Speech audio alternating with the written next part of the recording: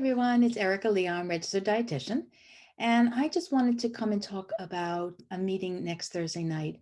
I have invited Ivy Felicia, who is a Black body image expert, to talk about the role of racism and how it shows up in diet culture.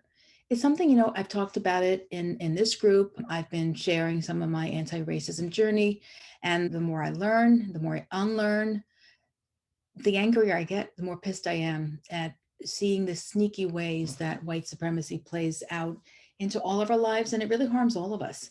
So, looking at this diet culture, really understanding what are the roots, what are the origins? How did it come to be that we as women are told to shrink ourselves? Like, why is the $62 billion diet industry thriving right now after the pandemic? There was an article in the New York Times talking about how people are now signing up for all these diets. The pandemic is not that it's over, but people are starting to get out of their houses, and that there have been more downloads for Noom and all this, all this. This is diet culture. This is diet culture designed to make us feel crappy about our bodies that are ours to nourish and take care of. We're being told to shrink. And I really want to say, where do these come from? These messages in the world come from. They come from patriarchal beauty standards that have their roots in anti-Blackness.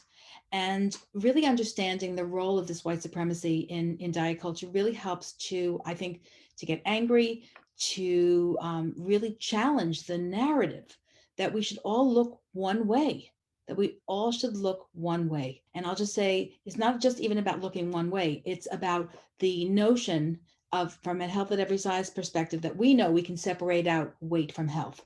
But the medical establishment still is so fat phobic. We know this. And God forbid, after this pandemic, anyone goes to their physician. And what are they going to be told?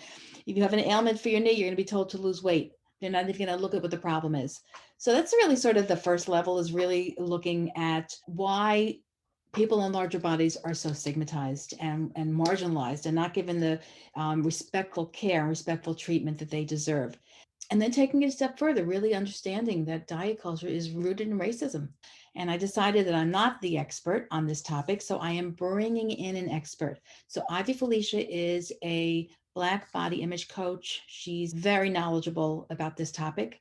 And I always feel like we need to be listening to the experts. And the experts are the people with the lived experience. People who've been in bodies that have been marginalized have the lived experience of being oppressed. And let's hear from an expert what the origins of diet culture are and how we can all do our own body image healing.